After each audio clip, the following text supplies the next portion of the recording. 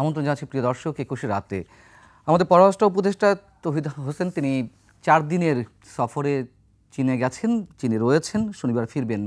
তার এই সফরটি নিঃসন্দেহে 5 আগস্টের পর অনেক গুরুত্বপূর্ণ একটি বিষয় এবং সেখানে বাংলাদেশ এবং চীনের স্বার্থ সংশ্লিষ্ট অনেক বিষয় আলোচনা হবে।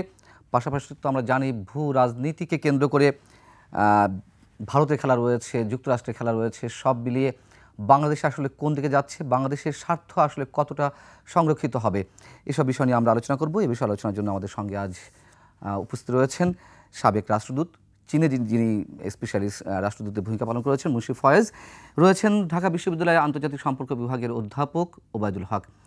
আমি অ্যাম্বাসেডর ফয়েজ, আপনার কাছে একটু আসতে চাই। প্রথমে আপনি এই সফরটাকে কতটা গুরুত্বের সঙ্গে দেখছেন, আমাদের পররাষ্ট্র উপদেষ্টা যে রয়েছেন চীন সফরে? আমি এটাকে অত্যন্ত বেশি গুরুত্ব দিতে চাই। আপনি শুরুতে যে কথাটি বললেন যে আমাদের যে রাজনৈতিক পট পরিবর্তন হয়েছে, তারপরে এইটা একটি ঠিক এই লেভেলের সফর দ্বিপাক্ষিক খুব একটা আমরা দেখি নাই এর আগে। তো সুতরাং সেই দিক থেকে তো এটা অবশ্যই অত্যন্ত বেশি গুরুত্ব বহন করে। এর আগে আমাদের মাননীয় প্রধান উপদেষ্টা জাতিসংঘে গিয়েছেন, কিন্তু সেখানে তিনি মার্কিন যুক্তরাষ্ট্র এদের সাথে দেখা সাক্ষাৎ করেন, বাট কিন্তু সেটা দ্বিপাক্ষিক সফর ছিল না। সুতরাং সেইভাবে যদি আমরা দেখি তাহলে এটা খুব গুরুত্বপূর্ণ। তবে অনেকেই এটার মধ্যে একটা খুঁজতে চাইবে যে একটা চীনে আগে গেল কেন, এই কথাটা আমরা প্রায় করি, চীন আগে, ভারত আগে, মার্কিন যুক্তরাষ্ট্র। আসলে ওই যেটা সামনে আসে আগে সেটার ভিত্তিতেই হয়। আর তাছাড়া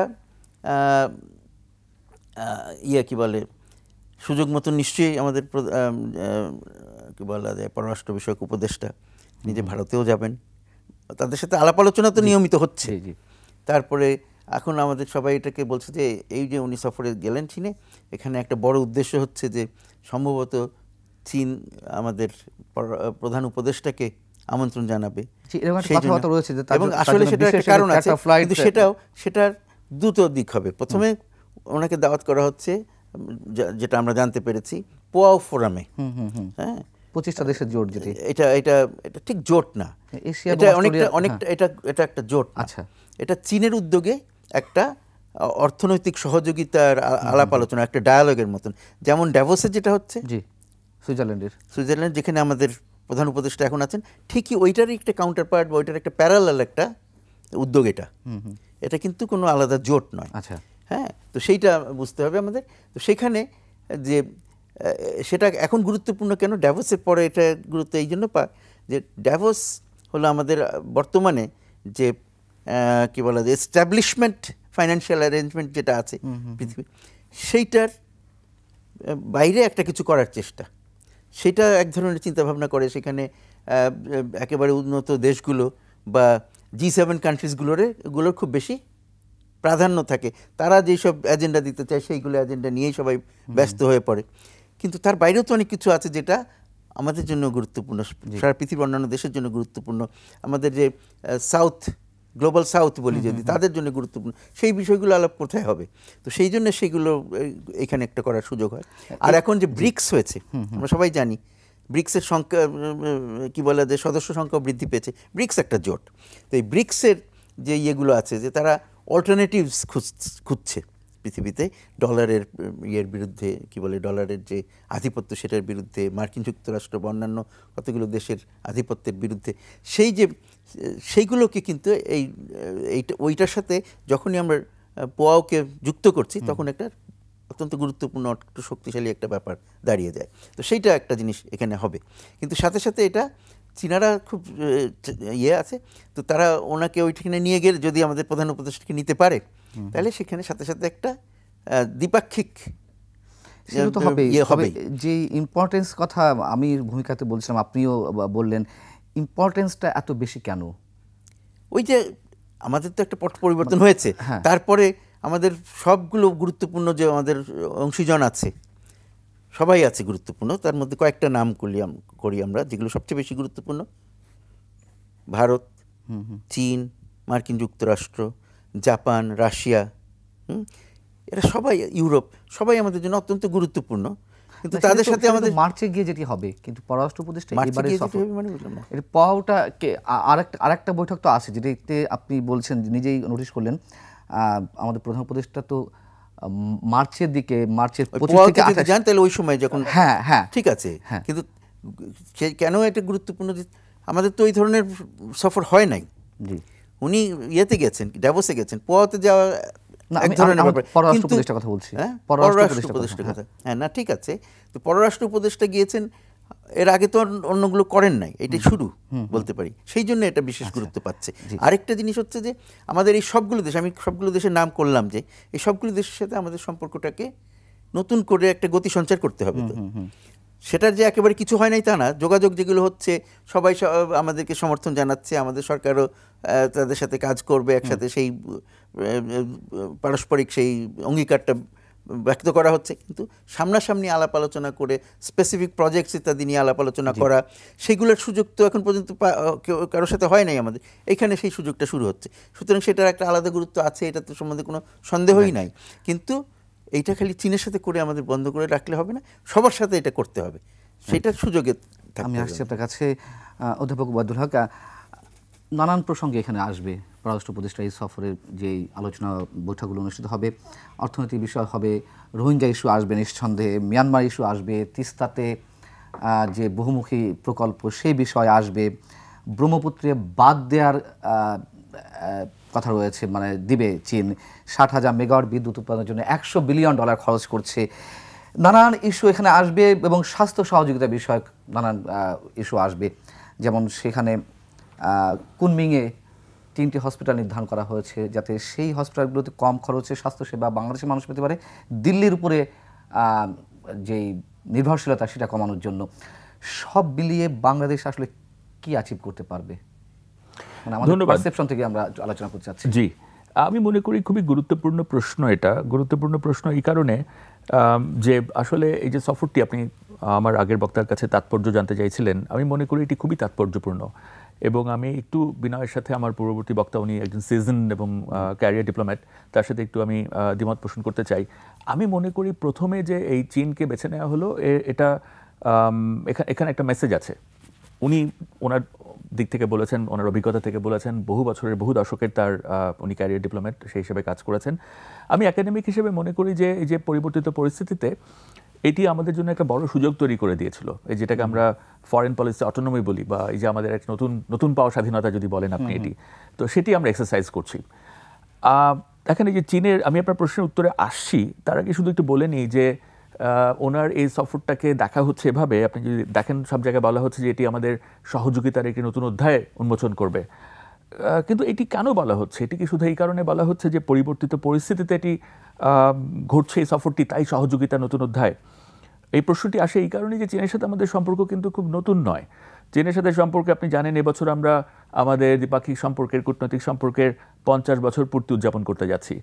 তো এই 50 বছরের ইতিহাসটার একটু পর্যালোচনার দাবি রাখে। আমি মনে করি আপনার যে প্রশ্ন আপনি করেছেন সেটা বোঝার জন্য, এবং এই যে সফর থেকে আমরা কি অ্যাচিভ করতে পারি আপনি জানতে চেয়েছেন, ওই অ্যাচিভমেন্টের প্রশ্ন করলে পরে যে কি আমরা পাওয়ার সম্ভাবনা আছে সেটি আমরা বুঝতে পারবো যদি আমরা এই আমাদের সম্পর্কে স্বরূপটি বুঝি। আমাদের এই 50 বছরের সম্পর্কে দুটো প্রধান বৈশিষ্ট্য আমি দেখি। একটি হলো যে চীন, এবং এটি শুনতে সাদামাটা শোনালেও এটি কিন্তু সব রাষ্ট্রের জন্য প্রযোজ্য নয়। চীনের সাথে চীন আমাদের এই 50 বছরে প্রমাণ করেছে যে সে হলো আমাদের সময় দ্বারা পরীক্ষিত বন্ধু, মানে এটাকে আমরা ইংরেজিতে বলি টাইম টেস্টেড ফ্রেন্ড। রেজিম বদলেছে, কখনো সম্পর্কের উত্থান ঘটেছে, কখনো সম্পর্ক একটু স্তিমিত হয়েছে, কিন্তু চীন কখনো বাংলাদেশকে ছেড়ে যায়নি। চীন বাংলাদেশের গুরুত্ব বুঝেছে এবং সেই গুরুত্ব সময়ের সাথে সাথে বদলেছে। বিকজ আপনি জানেন যে পৃথিবীতে যে বিশ্ব ব্যবস্থা, যেটাকে আমরা বলি ইন্টারন্যাশনাল অর্ডার, সেখানে পরিবর্তন এসছে। ইন্টারন্যাশনাল সিস্টেম যেটাকে বলি, বা রাজনীতি বলি, সেখানে পরিবর্তন এসছে। এখন ভূ রাজনীতি আবার ফিরে এসছে 200 বছর পর মনে হচ্ছে, বা 100 বছর পর, যেখানে আমরা যা কিছু ঘটছে পৃথিবীতে বিশ্বব্যাপী এই সব ঘটনাকে আমরা ভূ রাজনৈতিক প্রিজম দিয়ে দেখলে পরে আমরা এখন ভালোভাবে ব্যাখ্যা করতে পারি। এই পরিবর্তিত পরিস্থিতিগুলোর সাথে চীন অ্যাডজাস্ট করেছে, কিন্তু চীন has always been a time tested friend. এটি হলো একটি বৈশিষ্ট্য আমি মনে করি। আরেকটি বৈশিষ্ট্য খুবই গুরুত্বপূর্ণ, সেটি হলো চীন এমন একটা আমাদের বন্ধু রাষ্ট্র বলেন বা রাষ্ট্র বলেন, আমাদের সাথে কূটনৈতিক সম্পর্ক রয়েছে, এরকম একটি রাষ্ট্র যেখান থেকে আমাদের আসলে পাওয়ার অনেক কিছু আছে। আমাদের দ্বিপাক্ষিক সম্পর্কের সম্ভাবনা হলো অমিত। এটি আবেগতাড়িত কথা নয়, এটি যে কোনো অর্থনীতিবিদ বা যে কোনো রাজনৈতিক বিশ্লেষক বা পররাষ্ট্রনীতি আমাদের তারা বলতে পারবেন যে আসলে সম্ভাবনাগুলো কোথায়। কিন্তু এই সম্ভাবনা নানান কারণে এটাকে আমরা আসলে এটা আমরা অর্জন করতে পারিনি সম্ভাবনাগুলো। তো এখন একটি সুযোগ এসছে। আপনি কতগুলো সেক্টরের কথা বললেন যে এগুলো আলোচনা হবে এখানে, আপনি বলছেন যে এখানে এই যে আমরা যা শুনেছি যে বাণিজ্য নিয়ে কথা হবে, কিভাবে ট্যারিফ বা আমাদের ইন্টারেস্ট রেট কমানো যায়, যে ঋণ তারা দিয়েছে সেটি। চীন আমাদের ইতিমধ্যে একটি বড় ডেভেলপমেন্ট পার্টনার বা উন্নয়ন সহযোগী আমরা যা বলি। আপনি স্বাস্থ্যের কথা বলেছেন, শিক্ষার কথা বলেছেন, আরও অন্যান্য অনেক সেক্টর আছে যেগুলো নিয়ে আলোচনা হতে পারে। এবার হবে কিনা আমি জানি না। যেমন আপনি জানতে চেয়েছেন কি অ্যাচিভ করতে পারি, সেই কারণে আমি বলছি। যেমন ধরেন এখন আলোচনায় একটি বিষয় উঠে এসছে, সেটি হচ্ছে যে যেটাকে আমরা এই যে টেকনিক্যাল নো হাউ বা যেটাকে টেকনোলজি ট্রান্সফার বলি। চীন এমন একটি জায়গায় এসছে যেখানে চীন এখন অনেক কিছু তার টেকনোলজি ট্রান্সফার করতে চায়, যেখানে চীনের যে কর্মক্ষম বা টেকনিক্যালি স্কিলড ম্যান পাওয়ার বা পিপল পাওয়ার, তার যে পুল, সেটিকে তারা আরও উন্নততর বা উচ্চতর ধরেন ইন্ডাস্ট্রিতে কাজে লাগাতে চায়। তো ওই যেগুলো কিছুটা পিছিয়ে গেছে, যেগুলো এখন আর তাদের দরকার নাই, সেই টেকনোলজিগুলো তারা এখানে ট্রান্সফার করতে পারে। চীনের আমি মনে করি যে জিনিসগুলো আলোচনায় আসছে না, আমার কাছে মনে হয়েছে সেগুলো আলোচনায় আসা উচিত। আমি জানি না এই দফায় আলোচনায় না আসলেও আসতে পারে। সেটি হলো যে আপনি জানেন যে এই সফরেই পররাষ্ট্র উপদেষ্টা তিনি সাংহাই সফর করবেন, এবং সাংহাই আপনি যদি 30 বছর আগে সাংহাইয়ের ছবি দেখেন বা 50 বছর আগে সাংহাইয়ের ছবি দেখেন, ঢাকার মতো একটি শহর ছিল। সেই সাংহাই বদলে আজকে কিভাবে এই পর্যায়ে আসলো, ওই চীনের ওই অভিজ্ঞতা থেকে আমরা শিখতে পারি কিনা, এক। দুই হলো চীনের এই যে আমাদের বুড়িগঙ্গা নদীর কথা আমরা বলি, আর অন্য অনেক নদীর দূষণের সমস্যা আছে, এগুলো আমাদের অভ্যন্তরীণ সমস্যা এগুলো, এবং এই সমস্যাগুলো চীনেও ছিল। কিভাবে চীন এগুলো তারা কিভাবে এগুলো থেকে উতরে গেছে, ওই সেই লার্নিংসগুলো হতে পারে যেগুলো অনেক অ্যাপ্লাইড ইন নেচার। তাদের ওয়েস্ট ডিসপোজাল বা ধরেন ইলেকট্রিক ভেহিকল, বা আমরা এই যে তারা ক্লাইমেট চেঞ্জের সাথে কিভাবে যুদ্ধছে, বা ধরেন পরিবেশ দূষণের সাথে বায়ু দূষণের সাথে কিভাবে যুদ্ধছে, এই জায়গাগুলো আছে বলে আমি মনে করি, এবং এগুলো আমার মনে হয় যে এক্সপ্লোর করা দরকার। আমি একটু মিস্টার ফয়েজ, স্বাস্থ্য খাতে সহযোগিতার বিষয়টি বেশ গুরুত্বের সঙ্গে উঠবে সেখানে, যেখানে চীন বাংলাদেশ ফ্রেন্ডশিপ হাসপাতাল নির্মাণ করার একটা কথাবার্তা হচ্ছে বাংলাদেশে। এছাড়া কুনমিংয়ের কথা তো বললাম যে সেখানে 3টি হসপিটালের সাথে কম খরচে বাংলাদেশের মানুষ স্বাস্থ্যসেবা পেতে পারে কিনা। আরেকটি হচ্ছে ঢাকার একটি হাসপাতালকে রিহ্যাবিলিটেশন এবং ট্রমা সেন্টার স্থাপন করতে চায়। সবচেয়ে বড় যে বিষয়টি আমি এখানে উল্লেখ করছি, এর সঙ্গে তিস্তা বহুমুখী প্রকল্প, যেটি চিকেন নেকের কাছে হওয়ার কথা ছিল, বাংলাদেশ এই প্ল্যানিং করেছিল, সেখানে চীন খুব আগ্রহী ছিল বিকজ অফ ভারতের 7 সিস্টার্স চিকেন নেকের কাছে তাদের নজরদারিতে সহজ হবে বা তাদের আরও নানান ধরনের উদ্দেশ্য থাকতে পারে। আমরা দেখলাম যে ভারত বাধা দিয়েছিল, তারা নেতিবাচক কথা বলেছিল, চীনের অর্থায়ন নেওয়া যাবে না, এবং তারা এটিতে ইনভেস্ট করতে চেয়েছিল শেখ হাসিনার সরকারের শেষ সময়ে এসে। এখন এটিতে কি ধরনের সমঝোতা হতে পারে যেখানে ভারত বিগড়ে যাবে না? এরকম কোনো উইন-উইন সিচুয়েশন আছে কিনা 3 পক্ষের মধ্যে? এখানে আমি এইভাবে শুরু করি যে আমাদের পররাষ্ট্র বিষয়ক উপদেষ্টা চীনে যাওয়ার আগে এটা নিয়ে সাংবাদিকদের সাথে কথাবার্তা হয়েছে। সেখানে কিন্তু উনি পরিষ্কার করে বলেছেন যে এরকম চীনেরও আগ্রহ আছে, ভারতেরও আগ্রহ আছে, আমরা এখন ঠিক করব আমরা কার সাথে কাজ করব। তো সুতরাং জিনিসটাকে উনি কিন্তু এ পক্ষ বা পক্ষের দিকে ঠেলে দেন নাই বা টেনে আনেন নাই। উনিও কিন্তু এই জিনিসটাকে এখনো হেজ করছেন, যে কোথায় আমরা, কারণ এটা যেভাবেই ধরেন বিভিন্ন পক্ষের বিভিন্ন রকমের চিন্তাধারা আছে, যে কিন্তু আপনি যেমন একটা ব্যাখ্যা দিলেন, আমি সেই ব্যাখ্যার সাথে পুরোপুরি একমত না, যে চীন এখানে আগ্রহী ছিল যেহেতু এটা চিকেন নেকের কাছে, ওইটা বললেই আমরা চীনকে ওইটা বললেই আমরা চীনকে দোষী সাব্যস্ত করে ফেললাম। এটা আমরা করছি না, আমাদের প্রয়োজন তো তিস্তা বহুমুখী প্রকল্পটা, তারা আমাদের প্রয়োজন মেটানোর জন্য আমাদেরকে সাহায্য করতে আসছে। চিকেন নেকের কাছে বলে তারা চীনের ভারতের উপরে তাদের নজরদারির জন্য কি ওইটাই একমাত্র পথ, নাকি তাদের বিভিন্ন রকমের ব্যবস্থা আছে? নিশ্চয়ই। তো সুতরাং ওইটার জন্য তারা বাধা দিয়েছিল। ভারতের চিন্তাটা আরো বেশি মোর রিয়েলিস্টিক। হ্যাঁ, ভারতের নিজস্ব যে সিকিউরিটি, তাদের 7 সিস্টার্সে তাদের যোগাযোগ ইত্যাদি ব্যাপারে তারা নির্ভর করে ওই নেকের উপরে, তাছাড়াও তারা বাংলাদেশের উপরেও নির্ভর করছিল। তো সুতরাং সেই সব যদি বাধাগ্রস্ত হয় তাহলে তাদের অসুবিধা। আর তারপরে তিস্তার কাজ ওরা করবে, এটা ভারত করে আসছে। ভারতের যে মানসিকতা আমরা জানি যে তারা একটু বেশি দাদাসুলভ আচরণও আছে, আবার সন্দেহপ্রবণ, অহেতুক খামাখা মানুষের। চীন আমাদের এখানে এটা করে দিলে ভারতের কি এত বড় ক্ষতি হয়ে যাবে, আমার কোনো এই ব্যাপারে আমি খুব বেশি নিশ্চিত নই। বরং এখন তোমরা তো এতদিন ছিলে আমাদের সাথে, তোমরা তো আমাদের তিস্তা চুক্তি সই হয়ে যাবে তখন চুক্তি সই করো নাই, তোমরা ফেরত পিছিয়ে গেছো। তা আমাদের তো আমাদের লোকজনের ব্যবস্থা করতে হবে। এক্স্যাক্টলি। সুতরাং সেটা যদি চীন আমাদের করে দেয়, আমাদের দিক থেকে যেটা সতর্ক হতে হবে সেটা হলো যে আমরা যাতে এটা নিয়ে বেশি হইচই না করি। আমাদের কাজ আমরা করব, ভারতে পছন্দ হয় ভালো, না হলেও তারা আমাদের কাজ আমরা করে যাব, কিন্তু আমাদের উদ্দেশ্যটা যেন ঠিক থাকে। আমরা ভারতকে খোঁচাতেও চাই না, ভারতের কোনো ক্ষতিও করতে চাই না, আমাদের লোকের স্বার্থ যাতে আমরা রক্ষা করতে পারি সেই জন্য আমরা এটা করছি। ভারতকে কষ্ট দেওয়ার জন্য তো আমরা এটা করতে চাচ্ছি না। সেইটা আমাদের যদি ঠিক থাকে তাহলে কেন আমরা তো এটা নিয়ে ভীত হব। এবং এখানে একটা কথা বলা, বা বিভিন্নভাবে আমরা বলি যে আমাদের আগে যে সরকার ছিল তারা ভারতের ভারতকে বেশি ইয়ে করতো, ভারতের কাছে নত যেন ইত্যাদি বলছি। কিছুটা যে সত্যতা তাদের মধ্যে নাই তা না, ভারতকে অনেক কিছু আমাদেরকে সহ্য করতে হয়েছে, তাদের অনেক অন্যায্য ব্যবহার। কিন্তু তারপরেও এই সত্ত্বেও চীনের সাথে বাংলাদেশের সম্পর্কের সবচেয়ে বেশি অগ্রগতি, সবচেয়ে বেশি সহযোগিতা ওই সময়গুলোতেই তো হয়েছে। কেমন, আমি দু তিনটা উদাহরণ দিই। কারণ সাধারণ মানুষের একটা ধারণা যে বিএনপি যখন ক্ষমতায় থাকে চীনের সাথে সম্পর্ক ভালো হয়, ভারতের সাথে সম্পর্ক খারাপ হয়। এটা পুরনো কথা বলছি, এখনকার তো আর বিএনপি আর আওয়ামী লীগ ইয়েটা নাই। আওয়ামী লীগ যখন ক্ষমতায় থাকে ভারতের সাথে সম্পর্ক ভালো হয়, চীনের সাথে সম্পর্ক খারাপ। কথাটা কি ঠিক? একদম ঠিক না। কেন? যেমন আর্লি 90s বিএনপি ক্ষমতায় আসলো, তখন তারা কয়েকটা চুক্তি করেছিল চীনের সাথে কয়েকটা প্রজেক্টের ব্যাপারে। তার মধ্যে একটা প্রজেক্ট ছিল দুটো ওয়াটার ট্রিটমেন্ট প্ল্যান্ট, তারপরে একটা বোধহয় রাজশাহীতে, একটা ঢাকায়। তারপরে আরও তাদের প্রজেক্ট ছিল এই যে সার কারখানা, শাহজালাল সার কারখানা। তারপরে আরেকটা প্রজেক্ট ছিল আমাদের কি বলে ওটাকে, টেলিকমিউনিকেশন নেটওয়ার্ক। চাইনিজরা আমাদেরকে হেল্প করে বিল্ড করতে। এগুলো সব এগ্রিমেন্ট MOU সই হয়ে গেছে। তারপরে এটা খুব বেশি আগায় নাই। আবার যখন বিএনপি ক্ষমতায় এসছে 2001-এ, তখন তারা এসে এগুলোকে ক্যান্সেল করে দিল। আচ্ছা, ক্যান্সেলই করে দিল। হ্যাঁ, কিন্তু আমি 2007-এ আমি চায়নাতে অ্যাম্বাসাডার হয়ে গেলাম। তখন ছিল, তখন তো কেয়ারটেকার গভর্নমেন্ট। পরবর্তীতে আওয়ামী লীগ সরকার আসলো। তখন আমি আওয়ামী লীগ সরকারকে বললাম যে দেখো, এই কয়েকটা প্রজেক্ট খুব ইম্পর্ট্যান্ট, কিন্তু সই করা হয়েছিল, কিন্তু এগুলো আগের গভর্নমেন্ট এসে ক্যান্সেল করে। আমি মনে করি যে এগুলোকে আমাদের পার্সু করা দরকার। সাথে সাথে আমি কিন্তু কথাও বলেছিলাম, ওই যে বুড়িগঙ্গার দূষণ ইত্যাদি। ওয়ান্ডারফুল। যাই হোক, কারণ আমি মনে করি যে সেটা চাইনিজরা সত্যি সত্যি আমাদেরকে ওখানে হেল্প করতে পারে। আচ্ছা, যাই হোক, তো তখন কিন্তু এই আওয়ামী লীগ সরকার তখন ইয়েগুলোকে রিভাইভ করলো।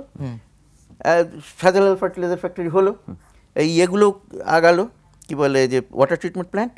আর যেটা টেলিকমিউনিকেশন নেটওয়ার্ক, সেখানে তারা যেহেতু সময়ের পরিবর্তনের সাথে সাথে প্রয়োজনগুলো চেঞ্জ হয়ে গেছে, সেখানে কিছু পরিবর্তন করে সেইটাকে আবার রিইনস্টেট করলো। আচ্ছা, তো এই ক্ষেত্রে কি ওই কথা মিথ্যা প্রমাণিত হলো না? এবং ভারতের সাথে সম্পর্ক ভালো রেখেও চীনের সাথে সম্পর্ককে এগিয়ে নিয়ে যাওয়া যায়। এদের সময়ই তো চীন ভারতকে টপকে আমাদের প্রথম লার্জেস্ট ট্রেডিং পার্টনার হলো, এবং ইনভেস্টমেন্ট বলেন সবকিছু দিকে তারা আমাদের আর্থসামাজিক উন্নয়নের ক্ষেত্রে সবচেয়ে বড় অংশীদার হলো। হ্যাঁ, তো এইগুলো আমরা যদি না দেখে আমরা খালি জাস্ট রেটরিকের জন্য যদি আমরা গালাগালি করি, সেটা ঠিক না। আমাদের বলতে হবে যে না, ঠিক আছে, তারা যেটুকু করতে পারে নাই, বা তারা ভারতকে যে বেশি সুবিধা, কিছু অন্যায্য সুবিধা দিয়ে থাকে, সেগুলো সরে এসে আমরা তাদের ভারতের সাথে আমরা একটা সম্মানজনক অবস্থান তৈরি করি। কিন্তু ওইটা মনে করা যে না, ভারতকে বাদ দিয়ে আমরা এখন চীনের উপর ডিপেন্ডেন্ট হবো, এইটা মনে করাটা আমি মনে করি অত্যন্ত ভুল। কারণ এই যে ভূ রাজনীতির কথা বলা হয়, সেটা ভুলে গেলে তো হবে না। আমরা ভূ রাজনীতি প্লেয়ার হতে চাই না। আমরা মনে করি যে সবার সাথেই সবার সম্পর্ক ভালো হোক। ভূ রাজনীতির ইয়েতে একজন আরেকজনের পিছনে লাগবে, জিরো সাম গেম হবে, সেটা তো আমরা চাই না। আমরা মনে করি সবার সাথেই ভালো সম্পর্ক করতে হবে। কিন্তু ভারত আমার চতুষ্পার্শ্বে, 3% না, অনেকেই বলে 3 দিকে, কিন্তু আসলে চতুষ্পার্শ্বে। আমাদের বে অফ বেঙ্গলে ভারতের ডমিনেন্স তো আছে, আমরা তো ওটা অস্বীকার করতে পারি না। এমন ইচ্ছা করলেই তারা আমাদেরকে সেখানে নানান রকমের সমস্যায় ফেলতে পারে। তো সুতরাং সেটা আবার, যেহেতু আমরা ভারতের পেটের ভেতরে, আপনার পেটের ভেতরে যদি সারাক্ষণ গন্ডগোল চলে, তাহলে কি আপনি সুখে থাকবেন? তো সুতরাং পরস্পরের জন্যই আমাদের এই সম্পর্কটাকে গুরুত্ব দিতে হবে এবং সেটা যেই সরকারই থাকুক আমাদের জাতীয় স্বার্থের কথা খেয়াল রাখতে হবে। সরকারে কি আসলো সেটা না, সবচেয়ে বড় কথা আমাদের জাতীয় স্বার্থ। সেটা যদি যখন যে সরকার আছে তারা যদি সেটা খেয়াল রাখে তাহলেই আমাদের কিন্তু সবার সাথে সম্পর্কগুলো ভালো হবে এবং কোন দেশে আগে গেল দ্যাট ইজ নট ইম্পর্টেন্ট। সবার সাথে, সব দেশে আমার যেতে হবে, সবার সাথে আমার সম্পর্ককে ঠিক করতে হবে। সেই জায়গা থেকে আমার প্রশ্ন, অধ্যাপক ওবায়দুল হক, 5 আগস্ট শেখ হাসিনা সরকারের পতনের আগে জুলাইয়ের মাঝামাঝি তিনি যে চীন সফরে গেলেন এবং এটা অনেকে বলেন যে তিনি সাংঘাতিক নিরাশ হয়ে ফিরেছিলেন, অনেকখানি অপমানিত হয়ে ফিরেছিলেন। যে পরিমাণ অর্থ ঋণ দেওয়ার কথা ছিল চীন দিল না, চীনের প্রেসিডেন্ট শি জিনপিং তার সাথে বৈঠক করলো না, সেখানকার প্রধানমন্ত্রী তার সঙ্গে বৈঠক করলো, ইভেন পররাষ্ট্রমন্ত্রীও শেখ হাসিনার সঙ্গে দেখা করলেন না, সেখানকার রাষ্ট্রীয় গণমাধ্যমেও এই সফরগুলো নিয়ে তেমন কোনো কাভারেজ দেওয়া হলো না এবং তিনি একদিন আগে, নির্ধারিত সময়সূচির আগে ফিরে এসেছিলেন। নানান ধরনের অজুহাত দাঁড় করানো হলো, কিন্তু আমরা জানি যে অনেকটা নিরাশ হয়ে তিনি তার ফ্লিং থেকে তিনি আগে চলে এসেছেন। কিন্তু এখন চীন মরিয়া বাংলাদেশের সঙ্গে সম্পর্ক উন্নয়নের জন্য এবং 25 থেকে 28 মার্চ যে বৈঠকগুলো অনুষ্ঠিত হতে যাচ্ছে 25টা দেশের সমন্বয়, সেখানে আমাদের প্রধান উপদেষ্টাকে নেওয়ার জন্য চার্টার ফ্লাইট দেওয়ার জন্য নাকি এরকম কোনো গণমাধ্যম এসেছে যে চীন প্রস্তাব করেছে। যেহেতু তখন 26শে মার্চ স্বাধীনতা দিবস উপলক্ষে রাষ্ট্রীয় নানান আচার তিনি পালন করতে হবে, তাকে রাষ্ট্রীয় গুরুত্বপূর্ণ বৈঠকগুলো থাকবেন, এই জন্য বিশেষ বিমান প্রস্তাব করা হয়েছে তাকে নিয়ে যাওয়ার জন্য। এই যে চীনের সম্পর্ক উন্নয়নের জন্য একটা চরম মরিয়া ভাব, যেখানে শেখ হাসিনাকে এরকমভাবে ফিরতে হয়েছিল, এই জায়গা থেকে ভূ রাজনীতি কতটা কাজ করছে? ধন্যবাদ। আপনি অনেকগুলো বিষয়ের অবতারণা করেছেন, আমি একটা একটা করে উত্তর দেওয়ার চেষ্টা করি। আচ্ছা, আমরা একটা করে, যেহেতু অনেকগুলো উত্তর আপনাকে দিতে হবে, আমরা ছোট্ট বিরতি নিয়ে আসি। হ্যাঁ, শিওর, নিশ্চয়ই। দর্শকরা, ছোট বিরতি, ফিরছে খুব শিগগির।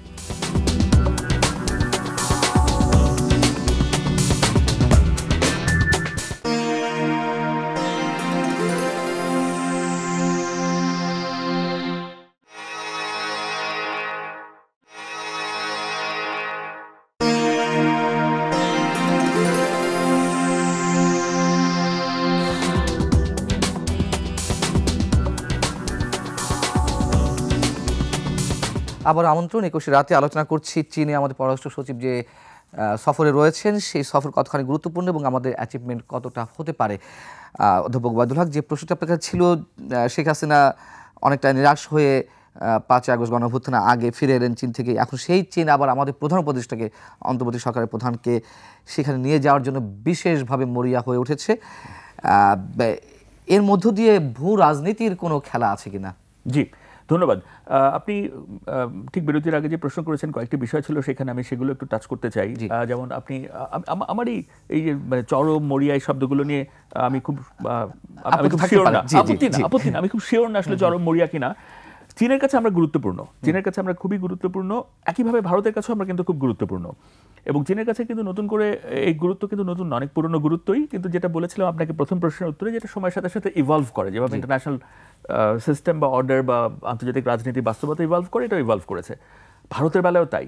কিছু কিছু বিষয় কিন্তু একেবারে পার্মানেন্ট। যেমন আমি একটু ভারতের কথা বলিনি, তাহলে এটা আপনার বুঝতে সুবিধা হবে, যে আমার পূর্ববর্তী বক্তব্য জিরো সাম গেমের কথা বলছিলেন।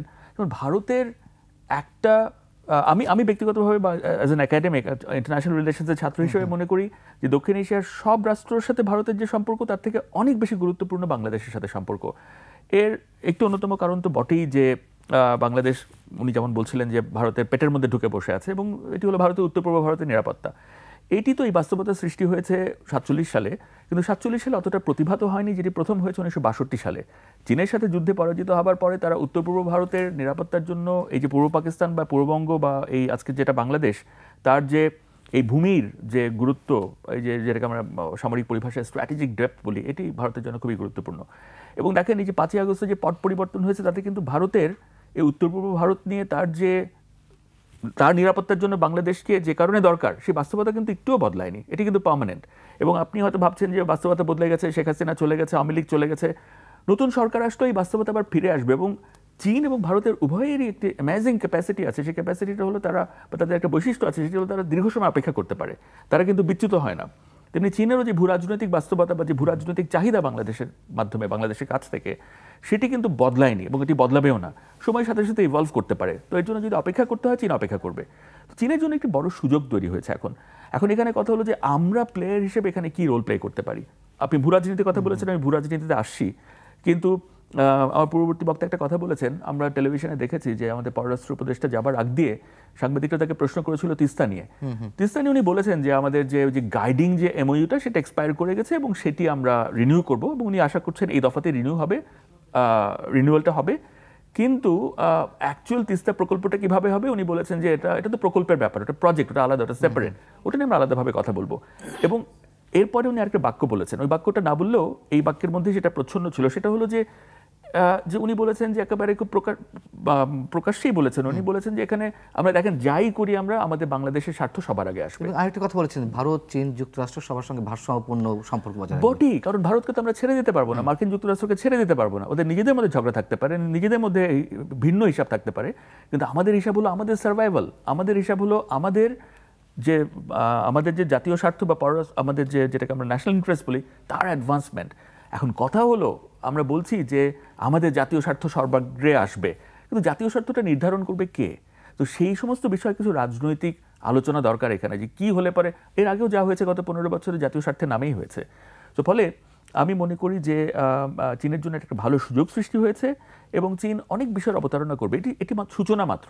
চীন জানে যে তার যে এখানে তার রাজনৈতিক যে চাহিদা এটি অর্জন করতে এটি ওভারনাইট অর্জন করতে সে পারবে না। এখানে কি বাংলাদেশের জন্য কি ধরনের কম্পালশনসের অধীনে তাকে কাজ করতে হয়, অপারেট করতে হয়, সেটা জানে।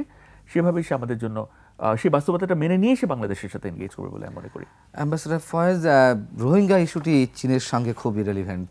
আমরা জানি যে রোহিঙ্গার যে সংকট সেটি আমরা মূলত চীন, ভারত, রাশিয়া 3 দেশের জন্যই আমরা এই সংকট থেকে বেরোতে পারছি না এবং চীনের উপরেই বেশি নির্ভর করছে, যেহেতু মিয়ানমারের উপরে চীনের একচ্ছত্র আধিপত্য। সেখানকার জান্তা সরকারের সঙ্গে তাদের সম্পর্ক ভালো, যতগুলো সশস্ত্র গোষ্ঠী আছে সবার সঙ্গে সম্পর্ক ভালো।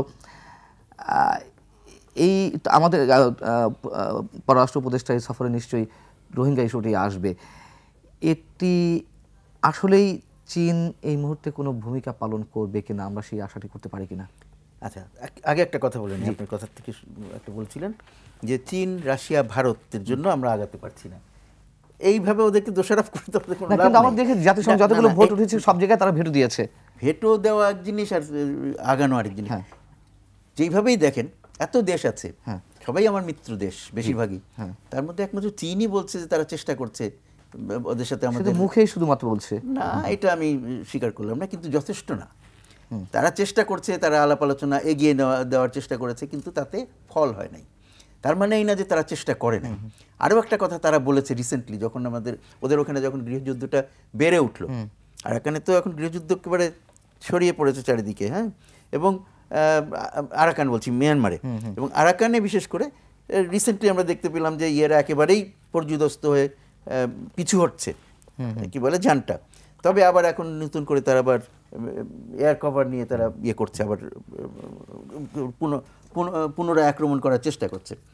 তো যাই হোক, সেখানে বেশ কিছুদিন আগে চীনের পক্ষ থেকে বলা হয়েছিল যে তারা অলরেডি যেমন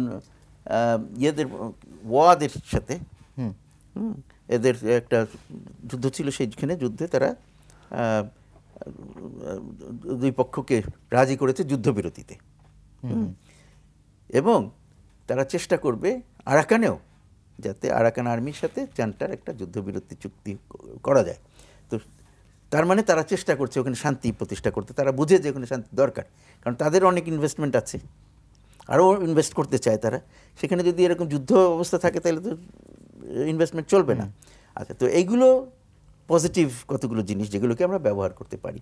আর এখন আমরা কালকেই একটা কোথায় যেন দেখলাম যে আরাকান আর্মি তারা সব চীনের যে ট্রেনিং নিচ্ছে, ছবি টবি ইত্যাদি ছাপানো হয়েছে, সেখানে তাদেরকে সব রকম ইয়ে দেয়। সুতরাং ওই আপনি যেটা বললেন যে সব পক্ষের উপরেই চীনের প্রভাব আছে।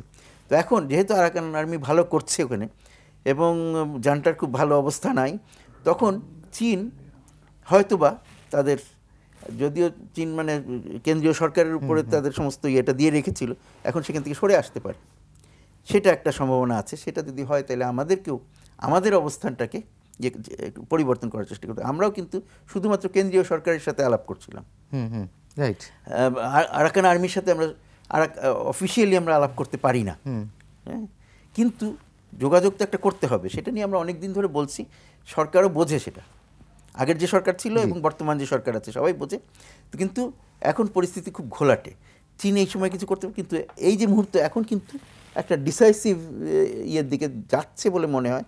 তাহলে কিন্তু চীনের পক্ষে সুযোগ আছে, যদি চীন কিছু হেল্প করতে চায় করতে পারে। আরাকান আর্মি যেহেতু তার উপরে তার ওখানে যে ট্রেনিং নিচ্ছে, ইয়ে করছে, সব কিছু করছে, তো তাদের উপরে এখন চীনের প্রভাবটা আরও বৃদ্ধি পেয়েছে। তো চীন চেষ্টা করলে তাদেরকে বোঝাতে পারে যে না এখন ইয়ে করো। যদিও শেষের দিকে কিছু কয়েক মাস আগে পর্যন্ত আরাকান আর্মি রোহিঙ্গাদের প্রতি খুব একটা পজিটিভ ইয়ে ছিল না। তার কারণও একটা আছে, তারা চেয়েছিল রোহিঙ্গাদের তাদের সাথে পেতে, কিন্তু রোহিঙ্গাদের একটা গ্রুপ ইয়েদের কাছ থেকে টাকা টুকা পেয়ে নানানভাবে তাদেরকে জনটাকে সমর্থন করা শুরু করেছে এবং তাদের সাথে আরাকান আর্মির বিরুদ্ধে যুদ্ধ করছিল। আরেকটা যে সশস্ত্র গোষ্ঠী আছে আরএসও সম্ভবত, হ্যাঁ আছে তো, আরসাটা হচ্ছে ইয়েদের সাথে চলে গেছে বলা হয়, না জান্টার সাথে। আর আরএসও কিছুদিন এদের সাথে ছিল, এদের সাথে থেকে কিন্তু তারাও শোনা যায় যে তারা পিছু হটে এসেছে বা পুরোপুরি তাদের সাথ দেয় নাই। তো যাই হোক, যে কোনো কারণে হোক রোহিঙ্গাদের প্রতি এদের খুব ভালো ধারণা না, কিন্তু তারপরেও চীন যদি চেষ্টা করে তাহলে হয়তো বা এদেরকে বোঝাতে পারে যে এই রোহিঙ্গারা তো সবারই কাজে লাগবে। কারণ আসলে তো আরাকান যে ইয়েটা আছে প্রদেশটা, সেখানে লোক সংখ্যা খুব বেশি না। তারপরে আরাকানিজরা they are not very hard working people, এই জন্যই তো বাইরে থেকে লোকজন নিয়ে ওখানে চাষাবাদ, মাছ ধরা, এইসব কাজ করতে হয়েছে, কারণ ওইগুলো ওরা করে টরে না। কঠিন কাজ হলেই আর এদেরকে পাওয়া মুশকিল। সুতরাং সেই কাজগুলো সহজে অল্প পয়সায় রোহিঙ্গারা তো করে দিতে পারবে। সেই সব বুঝিয়ে আমাদের দিক থেকে চেষ্টা থাকবে চীনকে এটা বোঝানো, সেগুলো বুঝিয়ে যদি তাদেরকে রাজি করানো যায় এবং তারা যদি বলে যে হ্যাঁ এখানে তো আমাদের যে শিল্প প্রতিষ্ঠান ইত্যাদি করতে চাই, সেগুলোতে লোক কাজ করবে কে, আমাদের কিন্তু লোক নাই, ওদেরকেও নিয়ে আসো, মিলেমিশে থাকো, সবার জন্য ভালো। এটা যদি করতে পারে তাহলে হয়তো বা সমস্যার সমাধানে তারা একটা ভূমিকা রাখতে পারে। এখন একটা ক্রিটিক্যাল পিরিয়ড এসছে, মানে যুদ্ধে যেহেতু একটা দিকে এগিয়ে যাচ্ছে, একটা ডিসাইসিভনেসের সম্ভাবনা দেখা যাচ্ছে, সুতরাং একটা উদ্যোগ নেওয়ার সুযোগ এখন আছে। অধ্যাপক উবায়দুল হক, এই বিষয়ে আপনার মন্তব্য কি? আমরা তো অ্যাম্বাসেডর ফয়েজের কথা শুনছিলাম, রোহিঙ্গা ইস্যুটা কীভাবে সমাধান আসতে পারে, এবং যেহেতু সেখানে সবারই স্বার্থ রয়েছে, চীনের স্বার্থ ছিল, ভারতের স্বার্থ আছে, ভারতের অনেক ধরনের ইনভেস্টমেন্ট সেখানে রয়েছে, এবং রাশিয়া তো চীনের সাথে অ্যালাই করে, যদিও অ্যাম্বাসেডর ফয়েজ অনেক বিজ্ঞ মানুষ, তিনি তার ব্যাখ্যাটি দিয়েছেন, আপনার প্রতিক্রিয়া? না, আমি আসলে ওনার মতো এতটা আশাবাদী নই। আমি দুঃখিত যে আমি সম্ভাবনার জায়গাটা আমাদের এক্সপ্লোর করতে হবে আরও, কিন্তু আমি একটু বলি কেন আশাবাদী নই। আপনি যেটা বলছিলেন সেটি, যে আসলে ভূরাজনৈতিকভাবে আরাকান হঠাৎ করে খুব বেশি গুরুত্বপূর্ণ হয়ে পড়েছে, এবং তার কিছুটা ব্যাখ্যা আমরা জানি।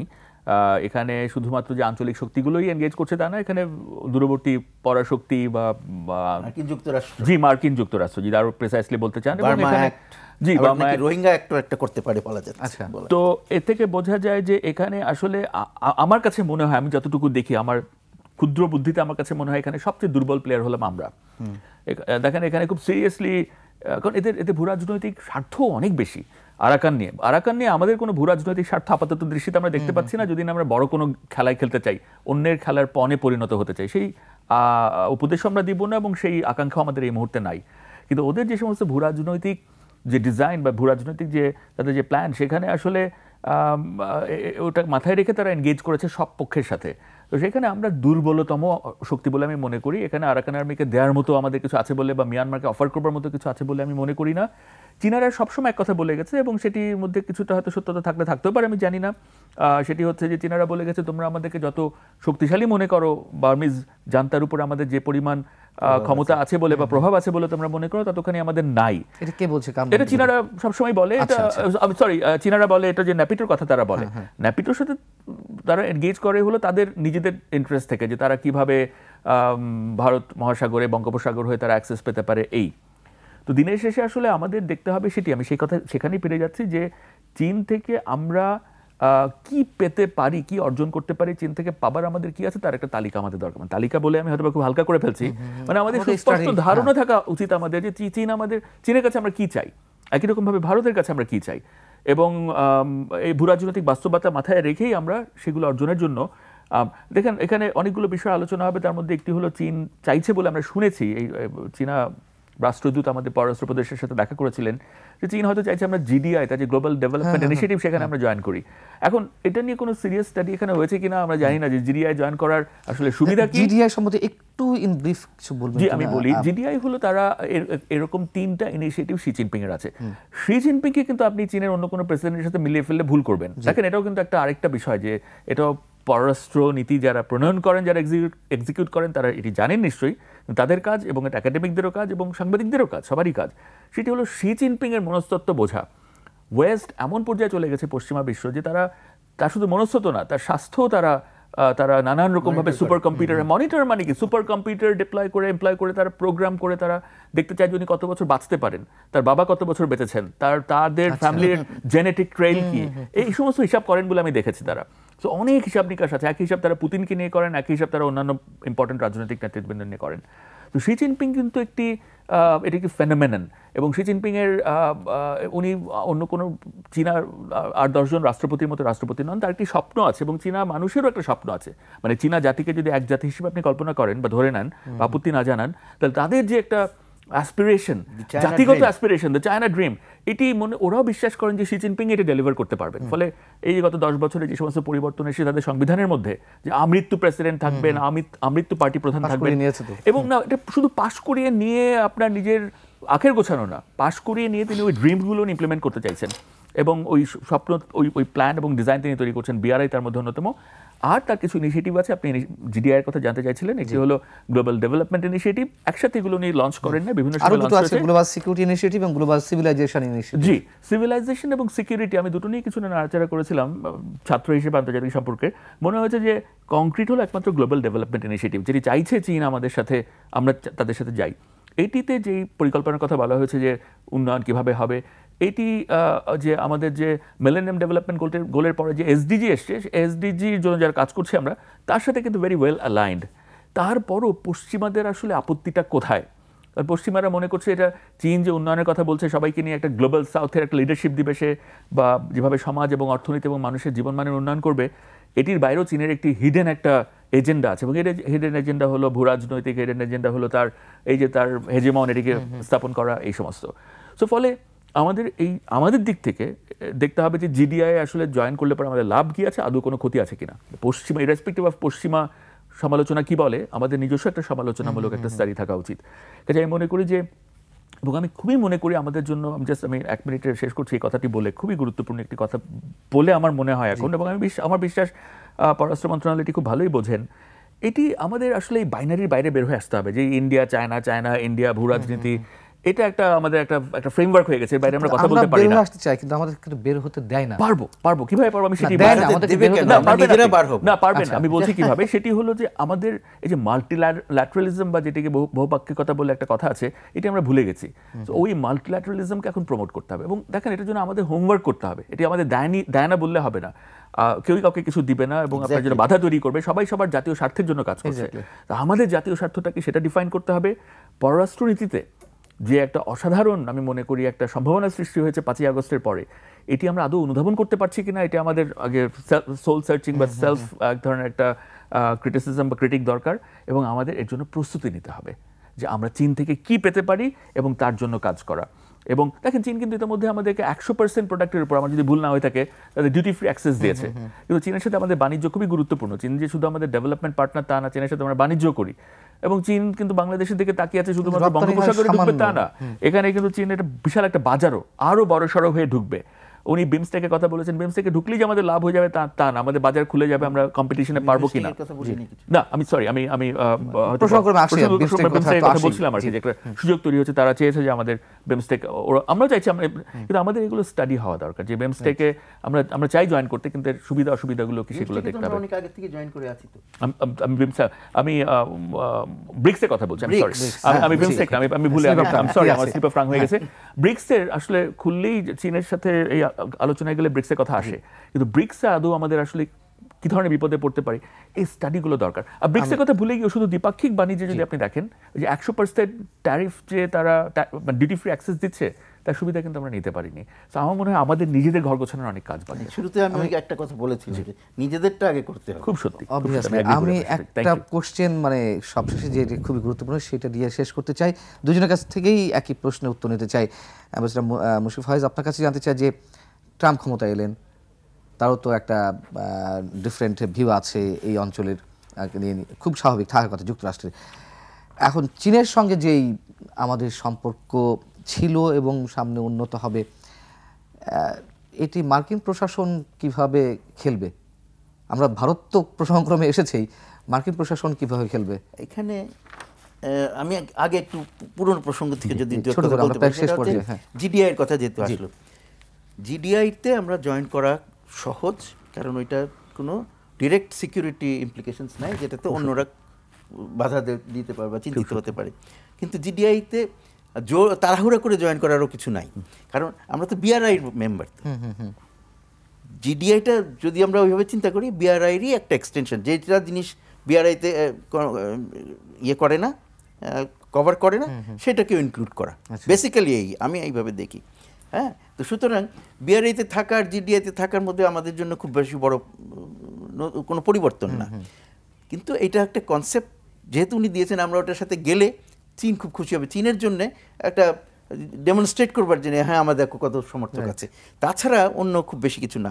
কিন্তু চীনের যে আরেকটা যেটা আছে কি বলে গ্লোবাল সিভিলাইজেশন ইনিশিয়েটিভ, সেটা কিন্তু আমাদের জন্য একটা ইয়ে বহন করে, কারণ আমরা নিয়মিত ইউএনএতে কি বলে একটা resolution on culture piece, culture of piece এবং কালচার সিভিলাইজেশন অ্যান্ড সিভিলাইজেশন ডায়ালগের কথা, এই রেজলিউশনগুলো আমরা সবসময় আনি। এবং সেই জন্য এটার সাথে মার্কিন বিষয় মার্কিন বলছি, সেটা হলো যে বাংলাদেশ মার্কিন যে পররাষ্ট্রনীতির যে র্যাডার সেখানে অনেক নিচে অবস্থান করে, ছোট্ট। আর আমাদের নতুন যে প্রেসিডেন্ট মার্কিন যুক্তরাষ্ট্রের, তার র্যাডারে আরও কম ইয়ে করে, তার অনেক বেশি গুরুত্বপূর্ণ বিষয় আছে। সুতরাং উনি বিশেষ করে ব্যক্তিগতভাবে এটার ব্যাপারে তেমন ইয়ে না, কিন্তু স্টেট ডিপার্টমেন্টের যারা বাংলাদেশ বা এই অঞ্চল নিয়ে কাজ করেন, তাদের নানান রকমের ইয়ে থাকতে পারে। তারা যদি ফিড করেন ট্রাম্পকে, তাহলে উনি হয়তো ওদের কথা অনুযায়ী কাজ করবেন। কিন্তু আমি মনে করি যে এখন পর্যন্ত এমন কিছু ঘটে নাই যার জন্যে আমাদের সাথে চীনের সম্পর্ক নিয়ে অতিরিক্ত উদ্বিগ্ন হবে মার্কিন। বাংলাদেশকে রেখে অন্তত আধিপত্য বিস্তার করতে চাইছে, এটা তো সত্য কথা। চীন নাকি অধ্যাপক? আমি এটা মনে করি না। মানে যারা বলেন এই ধরনের কথা, আমি যেটা উচ্চারণ করলাম, অনেকে বলেন, সেই ক্ষেত্রে আপনার মন্তব্য এবং ট্রাম্পের কোনো খেলা থাকবে কিনা ছোট করে একেবারে আমরা শেষ পর্যায়ে জি খুব সংক্ষেপে আমি বলবো, 1 মিনিটের মধ্যে বলবো। প্রথম কথা, রাডারের ব্যাপারটা সত্য যে আসলে আমেরিকান রাডারে আমরা বা স্টেট ডিপার্টমেন্টের রাডারে বা ট্রাম্পের নিজস্ব যে মনস্তাত্ত্বিক রাডার, সেখানে Bangladesh even doesn't exist probably. ও হয়তো বা জানেও না, ম্যাপের মধ্যে দেখাতে পারবে না মানচিত্রে বাংলাদেশ কোথায়। কিন্তু এটাকে আমি হালকা করে দেখি না। যাদের কাছে বাংলাদেশ ম্যাটার করে, যাদের রাডারে আমরা রয়েছি, তারা যদি প্রভাবিত করতে পারে স্টেট ডিপার্টমেন্টের সিদ্ধান্তকে বা ট্রাম্পের সিদ্ধান্তকে, এবং এর উদাহরণ আমরা দেখেছি, আলামত আমরা দেখেছি এর আগে, সেটার ব্যাপারে আমাদের সাবধান হতে হবে। কাজে আমাদের খুব হালকাভাবে নেওয়ার দরকার নাই যে, বা উচিত হবে না যে ট্রাম্প আসলে আমাদেরকে চেনেন না বা জানেন না, কারণ ট্রাম্পের অনেক নীতি কিন্তু আমাদের ওভারনাইট বদলে যেতে পারে, কারণ ট্রাম্পের মধ্যে খামখেয়ালিপনা আছে আমরা দেখেছি। এবং এই যে ট্রাম্প এসেছেন এবং নানান ধরনের আনসার্টেনিটি সৃষ্টি হয়েছে, উনি এসছেন 24 ঘন্টাও হয়নি, এটি কিন্তু ভেরি ওয়েল এক্সপেক্টেড। এবং হতে পারে যে এক্সপেক্টেড হলেও হতে পারে যে, আমার কাছে মনে হয় ট্রাম্প কিন্তু আসলে খুব প্র্যাগম্যাটিক। আমার কাছে মনে হয় যে উনি এটি কি বলে যে চাপে রাখার জন্য এক ধরনের একটা ড্রামাটিক একটা সিচুয়েশন তৈরি করার জন্য করে। আমি আর 10 সেকেন্ড সময় নেব আপনার কাছে। তাহলে এখান থেকে আমাদের জন্য কি করার আছে? আমি বলবো যে সেটি যে কথা বারবার বলা হয়েছে যে আমাদের তাড়াহুড়োর দরকার নাই। আমার গভীর বিশ্বাস আছে আমাদের পররাষ্ট্রনীতি যারা প্রণয়ন করেন, যারা এক্সিকিউট করেন, তার উপরে আমরা অনেক ম্যাচিওর হয়েছি ওভার দ্য ইয়ার্স। গত 16 বছর আরও ম্যাচিওর হয়েছি, এবং আমরা শুধু সেটা এক্সারসাইজ করতে পারিনি। এখন আমাদের পররাষ্ট্রনীতির এক ধরনের একটা সার্বভৌমত্ব এসছে, সেটিকে আমরা এক্সারসাইজ। অনেক ধন্যবাদ অধ্যাপক ওবায়দুল হক, ধন্যবাদ অ্যাম্বাসেডর মুশফিক ফয়েজ। শেষ করছি, এই ছিল আজকে আলোচনা। ভালো থাকুন, শুভরাত্রি।